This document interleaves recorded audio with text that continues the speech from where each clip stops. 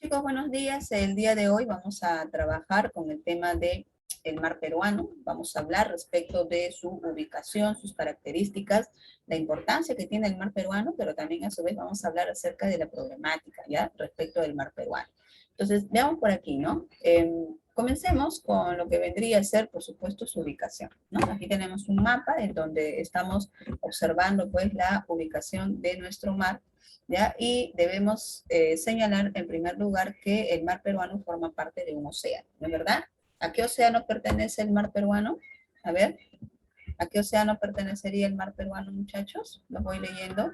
Al Pacífico. Muy bien, Chati, ¿no? El mar peruano es considerado muy bien, Custodio, muy bien, Fierro. El mar peruano es considerado un mar epicontinental. ¿Ya qué quiere decir? Es un mar abierto, ¿no? Que accede directamente al gran océano Pacífico. Y este mar peruano se va a caracterizar porque baña pues toda nuestra costa, ¿no? Desde Tumbes por el norte hasta lo que vendría a ser el extremo sur, en este caso ubicado en el departamento de Tacna. Frontera por el norte con el mar de Ecuador y frontera por el sur con el mar de Chile. ¿No es así? ¿Cuáles son las características de este mar? En primer lugar, como ya sabemos, y lo hemos señalado hace un ratito, es una porción del Gran Océano Pacífico. Recuerda tú que el Océano Pacífico es el océano más grande que hay en el planeta. También hemos dicho que baña las costas de nuestro territorio. Miren, y que va a tener una línea imaginaria, ¿ya? Que va desde lo que vendría a ser el litoral, acá estaría el litoral peruano, o sea, nuestra costa, ¿ya? Mar adentro, cuando decimos mar adentro es que nos estamos adentrando hacia el, ¿no? Hacia el mar, hacia, ¿no? Hacia, digamos, toda la extensión del mar, ¿ya? Y vamos a ubicar por aquí una línea imaginaria, ¿ya? Esta línea imaginaria es la que está estableciendo las 200 millas de extensión, ¿ya? Esta línea imaginaria correspondiente a 200 millas marítimas sería equivalente a decir 371 kilómetros de distancia respecto de nuestro litoral hacia mar adentro. ¿Ya? Entonces, de aquí, del litoral, hasta donde está el límite de las 200 millas, vuelvo a repetir, hay 371 kilómetros de extensión. ¿Correcto? Por aquí tenemos nosotros, miren, las mediciones, ¿no? Una milla náutica, o sea, una milla marítima, habría ser equivalente a 1853 kilómetros y por lo tanto 200 millas equivaldría a 370.650 kilómetros, ¿no? O 371 kilómetros como lo habíamos comentado, ¿ya? Muy bien, entonces tenemos aquí que nuestro mar tiene una extensión, un ancho de 200 millas, pero si pasamos a determinar cuál vendría a ser su superficie, su área, todo está aquí, el área es todo este sector, ¿verdad? Que va desde Tumbes hasta la zona de Tacna. El área de nuestro mar sería equivalente a 626.240 kilómetros cuadrados, ¿correcto?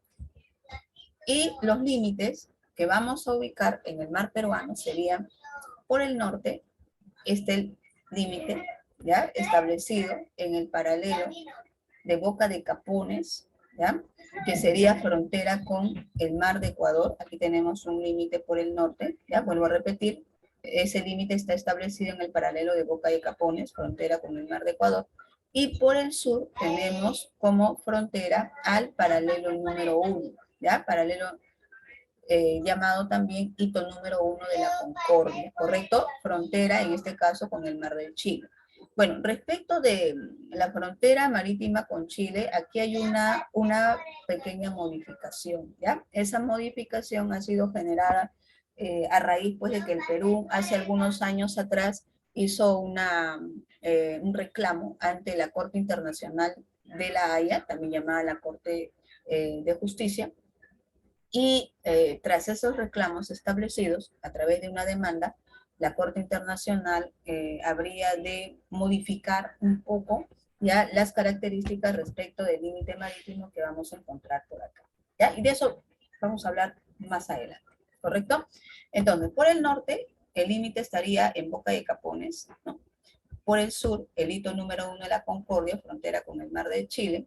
Por el este, ¿no? Aquí estaría el este, vamos a encontrar a lo que sería nuestro litoral costero y por el oeste la línea imaginaria de las 200 millas que estábamos comentando, ¿no? Esa sería pues la frontera de nuestro mar. Profesora, pero el mar peruano siempre ha sido así de extenso como usted nos está indicando ahorita a través de este mapa. Bueno, si nosotros buscamos información respecto de qué era lo que se consideraba como mar hace bastante tiempo atrás, vamos a ver que en los siglos XVII, XVIII, XIX, en realidad no había una clara manifestación respecto de lo que era el mar peruano, ¿ya? Y su extensión. Esto empieza a plantearse recién en el siglo XX, debido a que el siglo XX es el siglo del gran desarrollo industrial, principalmente de los países del primer mundo, y estos países se van a lanzar sobre diferentes mares del mundo para poder obtener materias primas, como por ejemplo el caso de las especies de mar, ¿no? A base de la carne de pescado se podía elaborar aceite, harina de pescado, también conservas de pescado, los cuales eran, por ejemplo, distribuidos en el ejército en épocas de conflictos armados, ¿no? Por ejemplo, durante la Segunda Guerra Mundial, en la Guerra de Corea, ¿no? En diferentes contextos de guerra se distribuía, lógicamente, comida enlatada, comida en conserva para los soldados. Y dentro de ellos estaba, pues, la carne de pescado, ¿ya? Lo que nosotros comúnmente llamamos la lata de atún, ¿no es así? Pero atún es una de las variedades de pescado que podemos encontrar en nuestro mar. Entonces, ¿qué es lo que pasa? Que es por esos tiempos que muchísimas embarcaciones, como no había, digamos, un límite, ¿no?, respecto del mar, se acercaban a las costas de los territorios, sobre todo de los países menos desarrollados, se pegaban muchísimo al litoral de estos países, lanzaban sus enormes redes y luego se alejaban. Pero al alejarse, estas gigantescas redes terminaban llevándose consigo pues los recursos que había en ese mar.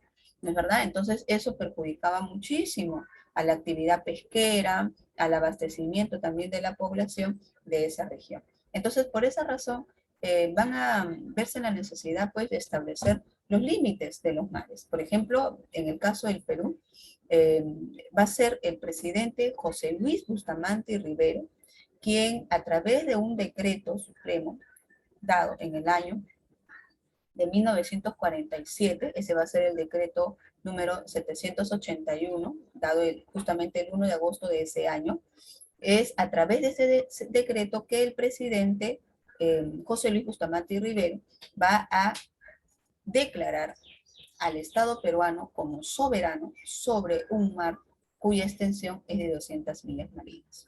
¿Ya? O sea, va a fijar los límites del mar peruano. Profesora, ¿qué quiere decir que el Estado peruano, ¿no?, asume la soberanía sobre nuestro mar? Eso quiere decir que las leyes que nosotros tenemos no solamente se van a hacer cumplir sobre lo que sería el área continental, sino que las leyes de Perú también se deben hacer cumplir sobre el mar. ¿Eso implica qué cosa? Que a partir de ese momento en adelante, si van a haber embarcaciones extranjeras que quieren pescar en nuestro mar, previamente tienen que solicitar un permiso al Estado peruano. El Estado peruano, a partir de su declaratoria de soberanía sobre el mar, pues tiene que protegerlo. Va a proteger las especies, va a proteger el suelo marítimo, ¿no es verdad? Es decir, el relieve submarino, porque ahí también hay recursos, ¿no?, de cualquier tipo, pues, de atropellos o excesos que puedan cometer otras embarcaciones u otros inversionistas extranjeros, ¿ya? Entonces, la soberanía sobre las 200 millas marinas es muy importante, muchachos, ¿ya? Porque a través de ello, el Estado peruano, vuelvo a repetir, puede pasar a ejercer, ¿qué cosa? Derecho sobre el mar, ¿ya? ¿Derecho de qué? De protección, de cuidado, de los recursos del mar. Y, profesora, gracias a ello, pues, más adelante se va a lograr que la actividad pesquera en nuestro país también sea impulsado. Por supuesto, más adelante el Perú eh, va a aprovechar la gran riqueza que tiene en el interior de su mar para poder desarrollar, pues, esta actividad a nivel no solamente, digamos, de beneficio nacional, sino también a nivel de exportación. Es decir, van a extraer muchísimos recursos que luego van a comercializar en el mercado internacional, ¿ya? Aunque eso no lo va a hacer el Estado peruano directamente, ¿no? Sino lo van a hacer empresarios, ¿no? Nacionales, al igual que también extranjeros, pero previamente, pues, solicitando, ¿no? Ciertos permisos al Estado, ¿ya? Veamos por aquí lo que estábamos comentando, ¿no? Como les dije hace un ratito, es a partir del 1 de agosto de 1947 que con el presidente José Luis Bustamante Rivero se declara al Perú soberano sobre una extensión de 200 millas marinas, ¿no? Ahora, veamos otra característica más sobre el mar peruano, ¿ya? En el mar peruano, chicos, podemos ubicar dos regiones con características bastante específicas, ¿ya? Dos regiones con características particulares. Tenemos, por ejemplo, una región septentrional del mar peruano, ¿ya? Y tenemos una región meridional del mar peruano. Cuando yo digo región septentrional, me refiero a la parte norte del mar peruano, ¿ya? Y cuando digo región central y meridional, me refiero pues al resto del mar, ¿ya? Entonces, aquí, por ejemplo, ¿no? En el gráfico que tenemos, miren, en todo este mar, fíjense que este es el mar peruano. Miren, aquí vamos a encontrar islas, ¿no es verdad? Vamos a encontrar islotes, ¿no? Fosas, ¿no? Como la fosa central, la fosa de Tacna, por ejemplo, etcétera, ¿ya? Pero miren, todo este mar, recuerda tú, está dividido en dos sectores, ¿ya? En dos zonas con características muy particulares. Hasta aquí, miren, en donde está la península de Illescas, ¿ya? Hasta aquí, nosotros vamos a encontrar a lo que vendría a ser el sector septentrional del mar peruano. Profesora, ¿qué significa septentrional? Septentrional quiere decir el sector norte del mar peruano. De aquí hasta la frontera con Chile, vamos a tener al sector central y meridional del mar peruano, ¿ya? Estas dos zonas del mar, chicos, son muy diferentes, ¿ya? Vamos a comenzar hablando del sector norte, ¿ya? O septentrional del mar peruano. ¿Qué podemos decir por acá? En primer lugar, miren, dice, se localiza en Boca de Capones, o sea, la frontera, ¿no? Que tenemos con el Ecuador, ¿ya? Hasta la península de Illescas, que se encuentra frente a Piura, exactamente en la zona sur de Piura, como les decía, ¿no? Va de aquí, ¿no? De esta parte de aquí hasta esta península, ¿ya? Es una, digamos, una parte pequeña del mar peruano. ¿Cuáles son las características de nuestro mar a esta altura?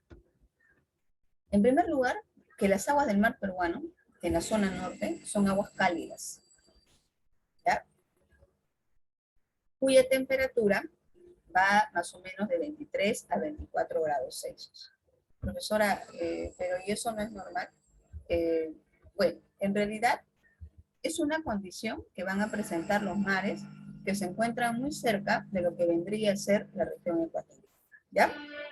Ahora, ¿por qué el mar peruano en este sector que estamos mostrando presenta una temperatura de 23 a 24 grados?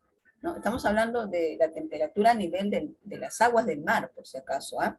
¿Ya?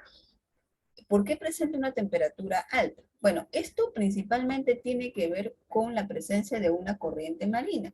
Ya, no te olvides, anótalo. Esa corriente marina se conoce con el nombre de la corriente del Niño.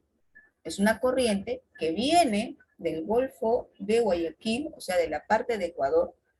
Su presencia se acentúa en la temporada de verano, se acerca a fines de diciembre, se dice, pero esta corriente, como viene de la región ecuatorial, trae aguas cálidas, aguas de altas temperaturas. Entonces, avanza como si fuera un río, pero miren, es una corriente marina, pero avanza en el mar como si fuera un río, ¿no? Va hacia el sur, ¿correcto? Y es aquí, muchachos, en donde vamos a notar algo, ¿ya?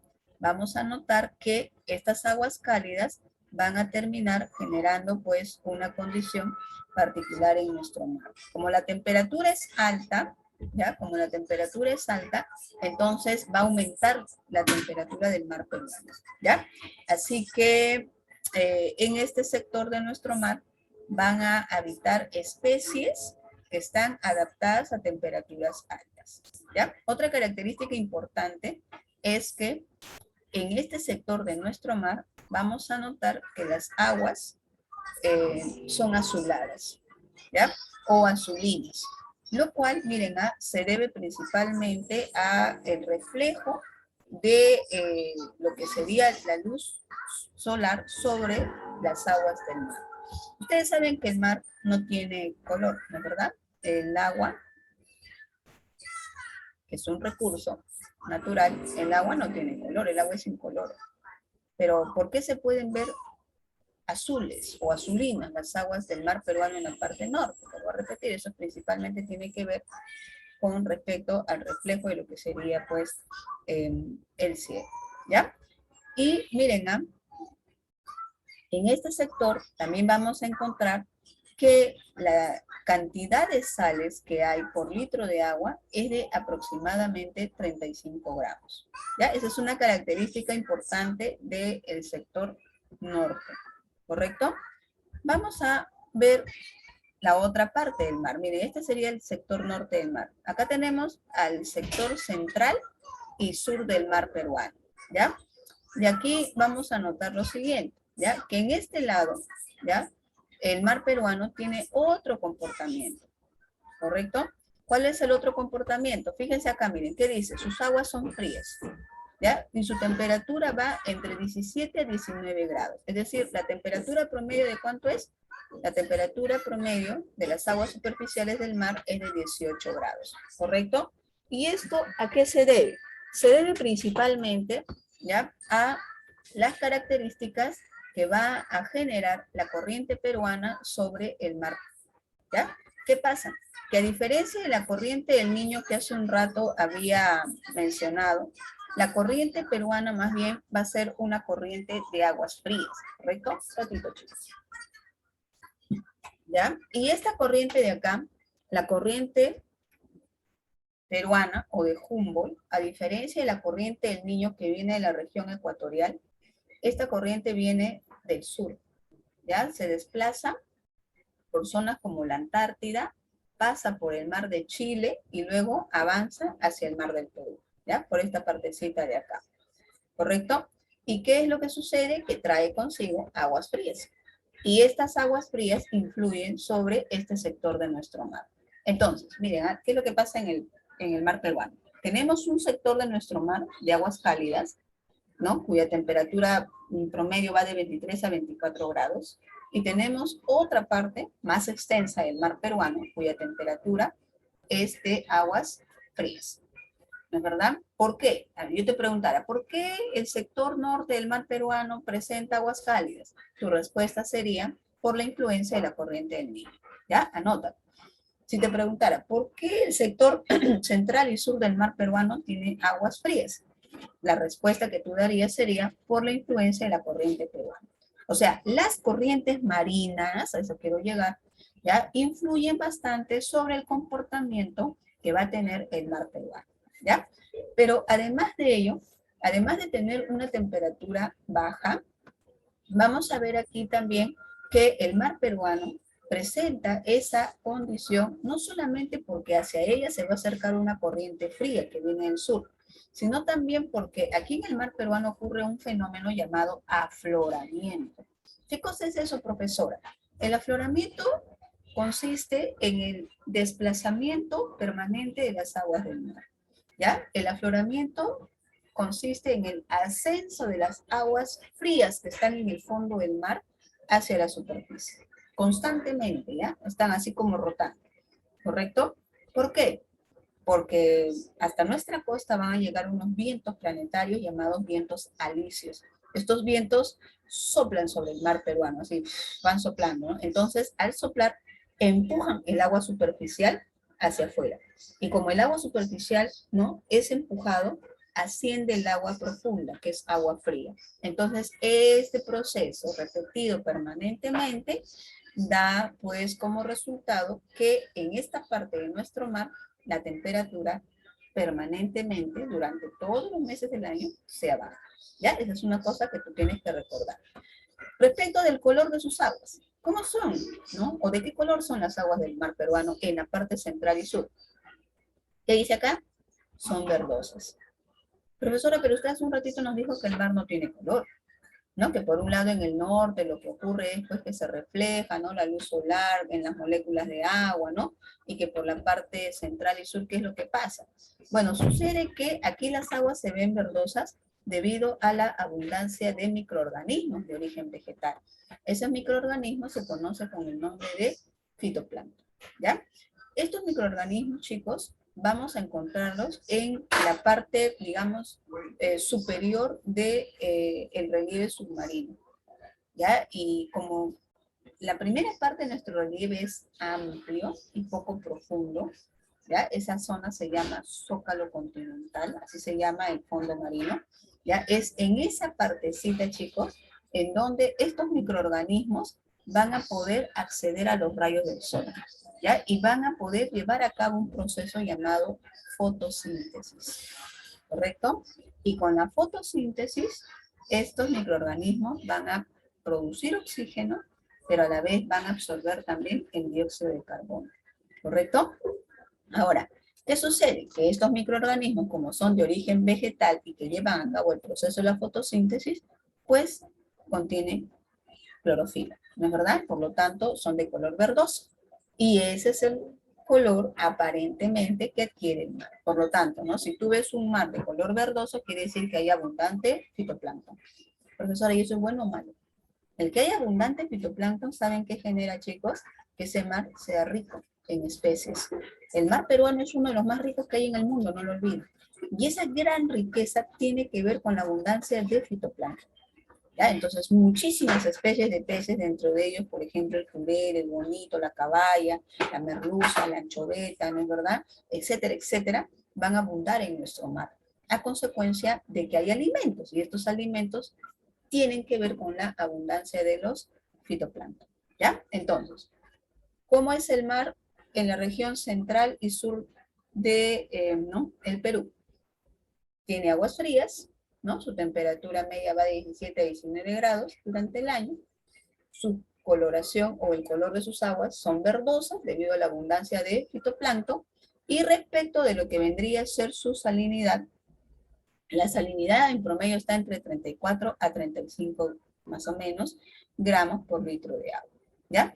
Aunque se dice que en la temporada de verano la salinidad en la parte norte del mar disminuye debido a las lluvias intensas que se producen en esta época, ¿no? Como llueve mucho en verano, acá en la zona norte, en Tumbes, en Piura, por ejemplo, entonces los ríos están más cargados y los ríos descargan mayor cantidad de agua dulce hacia el mar. Eso genera pues que su salinidad tienda a disminuir, ¿correcto? Y bueno, ¿no? Comparando al mar peruano con mares de otras partes del mundo ubicados en la región ecuatorial, el mar peruano pues se dice que tiene poca salinidad, ¿ya? ¿Por qué es importante el mar peruano? ¿No? Habría de ser una pregunta que todos tendríamos que hacer, ¿no? Bueno, por acá dice lo siguiente, ¿no? Los recursos hidrobiológicos del mar del Perú, estoy leyendo, dice, son recursos naturales que se encuentran a disposición de la población y por tanto deben ser explotados en forma racional. ¿Qué quiere decir ser explotados en forma racional? Que tienen que ser aprovechados los recursos de una manera responsable. Ahora, ¿será cierto, pregunto yo, que estos recursos son explotados de tal manera que pueden beneficiar pues a toda la población, a la gran mayoría de la población? Bueno, en realidad eso no sucede, ¿no es así? Porque pasa, muchachos, de que muchos de estos recursos, ¿ya? Muchos de esos recursos se van a encontrar, sí es ciertamente aprovechados, pero para la exportación. Y nosotros que somos un país pesquero, que tenemos, digamos, un mar rico en recursos, no somos una población que consuma permanentemente pescado, ¿no es verdad? Por ejemplo, te pregunto a ti, ¿cuántas veces a la semana comes pescado? A ver, si recuerdas, la semana pasada, de los 7 días de la semana, ¿cuántos comiste pescado? A ver si me escribe. A ver, por aquí. Uno, dice chat. Muy bien. ¿Quién más? A ver, dos, dice Custodio. Muy bien. Ya, de 2 a 1 más o menos, ¿no es verdad? Pero el resto de la semana, definitivamente, pues, esa situación no se da.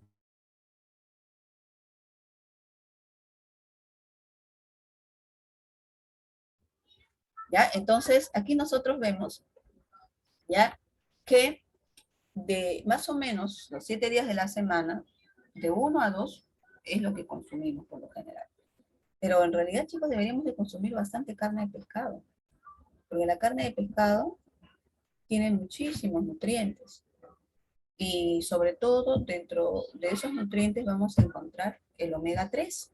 El omega 3 es uno de los nutrientes más fabulosos que podemos encontrar en el mar, que es importante, ¿saben para qué? Para el desarrollo cerebral, sobre todo en los más pequeños.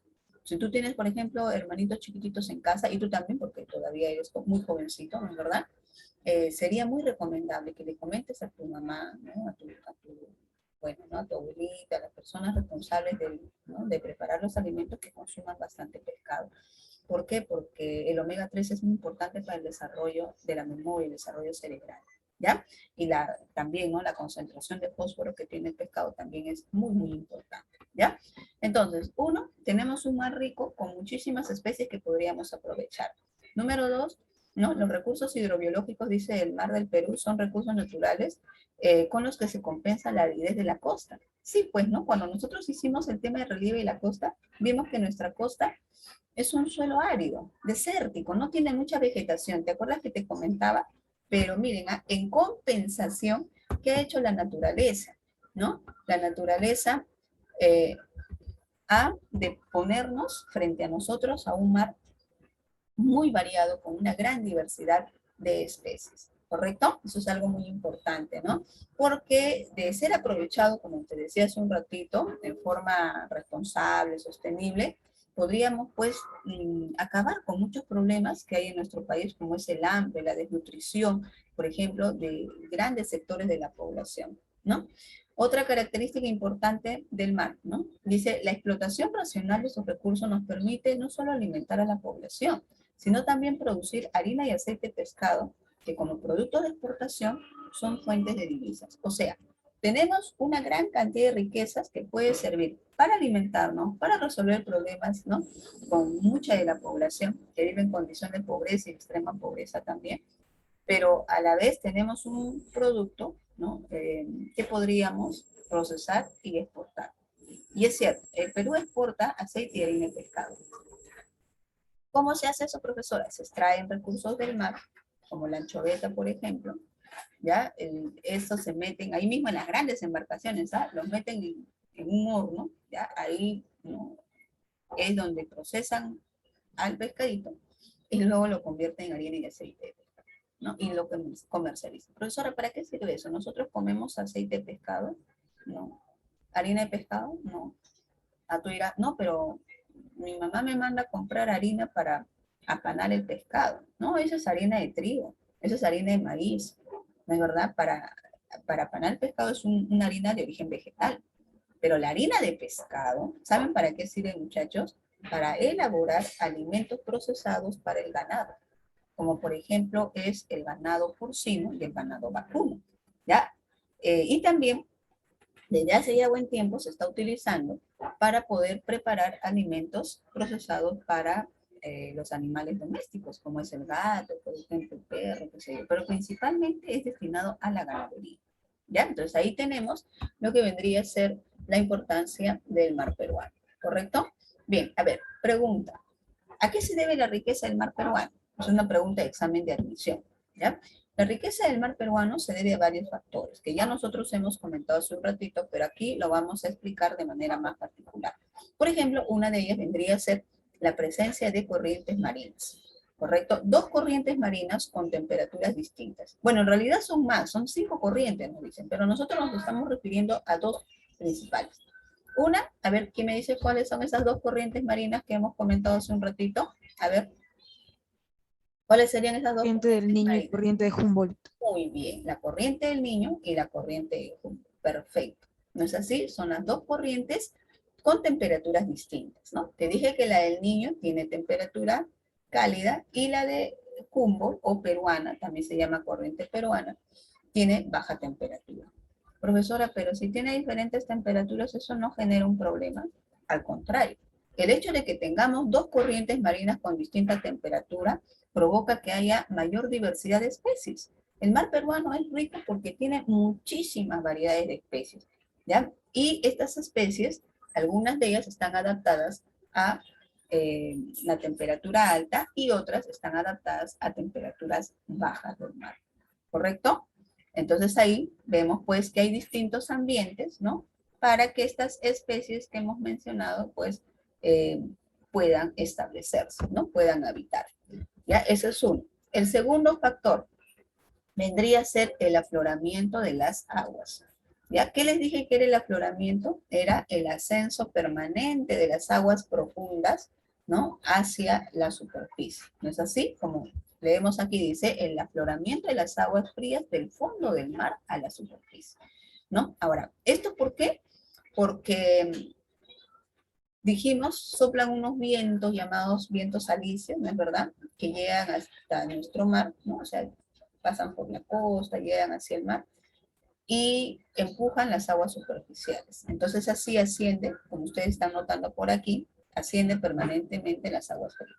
Pero no solo ascienden las aguas frías profundas, sino que con ello también ascienden los nutrientes que hay en el fondo del mar, ¿ya? Que sirven, por supuesto, de alimento para los microorganismos, que a su vez son alimentos para peces pequeños, que a su vez son alimentos para peces medianos y alimentos para, ¿no?, peces más grandes y otros tipos de peces, porque en el mar peruano no solo vamos a encontrar peces, ¿no es verdad? Vamos a encontrar, al igual que ellos, pues, crustáceos, vamos a encontrar incluso en nuestras islas, ¿no? Lobos marinos, el pingüino Humboldt, ¿no es verdad? Ballenas, por ejemplo, etcétera, etcétera, ¿ya? Y todas ellas forman parte de lo que sería, pues, la cadena alimenticia en el mar, ¿no? Entonces aquí tenemos dos factores importantes de la riqueza de nuestro mar, ¿ya? Aquí está, miren, el relieve submarino. Como ya te dije, a través de la declaratoria de la soberanía del Estado peruano sobre 200 millas marinas, el Estado peruano pasó a administrar, pasó a proteger, ¿no es verdad?, a través de sus leyes, no solamente los recursos del mar, sino el fondo marino, también te dije, ¿no? Y en ese fondo marino vamos a encontrar, por ejemplo, el zócalo o plataforma continental, ¿ya? El zócalo o la plataforma continental es esta partecita de acá, miren, que está con la flechita, ¿ya? Es como una meseta, ¿ya? Es un relieve llano, ¿ya? Que se extiende hasta los 200 metros de profundidad, ¿ya? Entonces, el zócalo continental es un área del relieve submarino amplio, bastante ancho y poco profundo, ¿correcto? El hecho de que sea poco profundo, como te dije hace un ratito, permite que hasta aquí lleguen los rayos del sol y pueda llevar a cabo el proceso de la fotosíntesis. Por eso, a esta zona de acá también se le conoce como la zona fótica. Fotos viene de, ¿qué cosa? Luz, ¿no es verdad? Es la zona donde llega la luz solar que genera la fotosíntesis, ¿ya? Su mayor ancho es de 140 kilómetros frente a Chimbote, en el departamento de Ancash, y su menor ancho va a ser solo de 3 kilómetros frente a lo que sería la localidad de Ocoña, que pertenece al departamento de Arequipa, ¿ya? Y es aquí, en este zócalo continental, donde vamos a encontrar vestigios de las antiguas, primitivas cordilleras que existían en la costa de nuestro territorio, que fueron, digamos, ocupados por el mar y que solamente la parte superior de esa antigua cordillera la podemos ver y que constituyen, lógicamente, las islas, ¿no?, que están frente a nuestra costa, ¿ya? Entonces, cuando tú, por ejemplo, vayas a una playa y si desde lejos puedes ver una isla, ¿no es verdad?, al frente, tú tienes que decir, esa isla no es solamente una porción de tierra que está flotando, ¿no es verdad?, sino en el fondo, debajo de esa isla, vamos a encontrar toda una estructura, ¿no?, de, digamos, pues, una antigua cordillera que formaría parte del zócalo continental, ¿ya? Esa es la primera parte. Luego, miren por aquí, vamos a tener al talud continental, que es esta zona, ¿ya? Este es como la bajadita, ¿ya? El talud continental sería el límite, ¿ya?, continental, ¿ya?, el límite del zócalo continental. Tiene una mayor pendiente, ¿ya?, que va a llegar a alcanzar, miren, a las profundidades hasta más o menos los 5.000 metros, miren. Entonces, Si el zócalo continental va del nivel del mar, o sea, de 0 metros hasta los 200 metros de profundidad, el talud continental va de los 200 metros hasta los 5.000 metros de profundidad aproximadamente. ¿Ya? Pregunto yo, ¿en este talud continental abundarán las especies marinas, sí o no? Aquí en el talud continental habrá muchísimas especies marinas, ¿sí o no? ¿Qué dices tú? A ver, Chati dice no. No, profesora, claro. Donde abundan las especies, donde está concentrada la mayor cantidad de especies, es aquí en el zócalo, ¿ya? ¿Por qué? Porque ahí se da la fotosíntesis, abundan los microorganismos, claro, muy bien, ¿no? Muy bien, Chati. En cambio aquí, como está más profundo, los rayos del sol pues, casi no llegan, ¿no es verdad? Sí van a haber especies de todas formas, ¿no? Pero no en abundancia como en el caso del zócalo continental, ¿ya? Luego también, miren, vamos a encontrar a las fosas marinas, que vendrían a ser estas de acá, fíjense ustedes, ¿ya? Que es una abertura bastante pronunciada que se encuentra en el fondo del relieve submarino, ¿correcto? Y que se trataría de depresiones muy profundas que se van a caracterizar porque pueden superar los 6.000 metros de profundidad, imagínense ustedes, y dentro de ellas pues vamos a encontrar fosas, como por ejemplo la fosa central y la fosa meridional, que se encuentra frente a Tacna, ¿ya? Que vendría a ser la de mayor profundidad, ¿ya? Luego también tenemos una dorsal. ¿Qué es la dorsal, profesora? Son cordilleras, ¿ya? Cordilleras sumergidas, cordilleras submarinas. Miren, que se encuentran lejos del Zócalo, ¿eh? Fíjense ustedes. Por aquí, dijimos, por aquí estarían, ¿no? Las antiguas cordilleras, ¿no? Que fueron luego cubiertas por el mar, ¿sí o no? Pero estas son cordilleras nuevas que se están formando, ¿ya? Estas cordilleras pueden superar los 300 metros de altura, pero están en proceso de formación. Las dorsales son cordilleras, miren, que se forman producto de que el material magmático de la Tierra sale, se desplaza, ¿no? Y va poco a poco formando una estructura cordillerana. Esto es una cordillera, ¿ya? Es una dorsal, ¿ya? Y se dice que las dorsales oceánicas van a ser las futuras cordilleras que van a establecerse en el planeta, ¿ya? Muy bien. ¿Cómo influye el mar en la costa peruana? Bueno, en primer lugar, el mar peruano influye en nuestra costa porque disminuye la temperatura ambiental. Por eso es que nosotros, gran parte del año, tenemos una temperatura, digamos, moderada, baja, ¿no es verdad? A pesar de que estamos a orillas del mar, cosa que no sucede en otros lugares. Por ejemplo, los países que se encuentran en América Central, o sea, los países del Caribe, ¿ya? Países como Venezuela, por ejemplo, también, ¿no? Que tienen una amplia costa, son países cuyo clima es cálido todos los meses del año, ¿no? Ahí tienen sol todo el año, llueve gran parte del año, ¿no? Y pues ellos están casi todo el tiempo en el mar. Por eso ustedes de repente habrán visto que hay personajes de la televisión en nuestro país que mientras nosotros por aquí en Lima estamos que nos morimos de frío, pues ellos están de viaje por el Caribe, ¿no? ¿Verdad? Están yendo por otros lados, aprovechando, pues, ¿no? Los rayos del sol por ese lugar. En el caso de nuestro mar, sucede lo contrario, ¿no? Como gran parte del mar tiene aguas frías, entonces eso disminuye la temperatura de la región continental, ¿ya? Otra característica, produce la inversión térmica. ¿Qué quiere decir esto? Que debido a la baja temperatura del mar peruano se forman unas nubes, que yo te voy a invitar a la hora que llegue tu receso, un ratito a ver, mires por tu ventanita, ¿ya?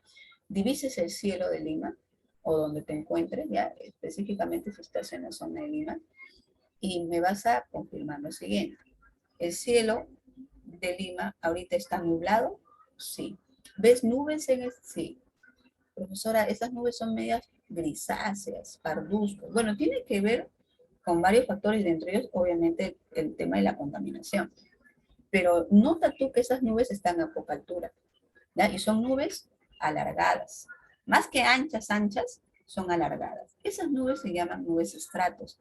Esas nubes se forman, sobre todo en la temporada de invierno, por la baja temperatura del mar peruano, ¿ya? Y esas nubes impiden que los rayos solares lleguen hasta nosotros, ¿ya? Más bien, los rayos solares van avanzando, avanzando, se encuentran con la nube y la nube actúa como si fuera un colchón. Los rayos del sol llegan a la nube y se irradian, van hacia arriba de retorno. Y poco es lo que puede llegar hasta donde estamos nosotros. Entonces, ¿qué sucede? Que la temperatura ambiental es baja, ¿no? Y es por eso que en invierno nosotros tenemos pues un frío muy acentuado. Pero habrás notado que hay días, por ejemplo, soleados, ¿no es verdad? Hay días en esta temporada de invierno en la que el solcito sale a brillar, ¿no? Bonito, ¿no? Pero ¿por qué? Justamente ocurre eso cuando el cielo se despeja, ¿no es verdad? Las nubes se desplazan, se retiran, entonces los rayos del sol pueden ingresar. Yo les aseguro que si no hubiese estas nubes en nuestro cielo, los rayos del sol podrían calentar nuestro ambiente, así como en verano, también en la temporada de invierno. Pero la situación no es esa, ¿ya? Entonces, a ese fenómeno, ¿no? En la que debido a la presencia de las nubes no se puede percibir el calor del sol, ¿no? De manera acentuada, aquí en donde nosotros nos encontramos, se conoce como inversión térmica, ¿ya? Luego dice, como ya hemos comentado, influye en la formación de nubes estratos, que son esas nubes grisáceas de poca altura que te comentaba, ¿ya? También forma neblinas y brumas en el paisaje costeño, que se acentúan en invierno. También determina la ausencia de lluvias en la costa central y sur del Perú. ¿Por qué, profesora? Porque como el mar es frío, no hay evaporación. Entonces, al no haber evaporación, no se pueden formar nubes grandes, ¿no? Que luego puedan provocar lluvias intensas, ¿ya? Y por esa razón, como no hay lluvias, ¿cómo es su relieve? Árido, desértico, ¿no es así?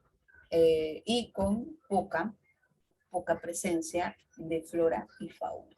Claro, hay flora y fauna, pero muy limitada, ¿no? A consecuencia de ese tipo de clima que vamos a encontrar, ¿no? Aquí tenemos, miren, el recorrido de la corriente peruana de Humboldt, que ya dijimos que viene desde la zona sur por la Antártida, avanza, ¿no? Por el mar de Chile y luego se va por las costas del Perú, ¿correcto? Y la corriente Niño va todo lo contrario, mira cómo viaja de norte a sur, ¿no? Y a la altura de la península de Illescas, como esta partecita del Perú está sobresalido, en esta zona la corriente se desvía y se va hacia lo que vendría a ser el occidente, ¿no? También es empujado pues por la corriente peruana, ¿ya?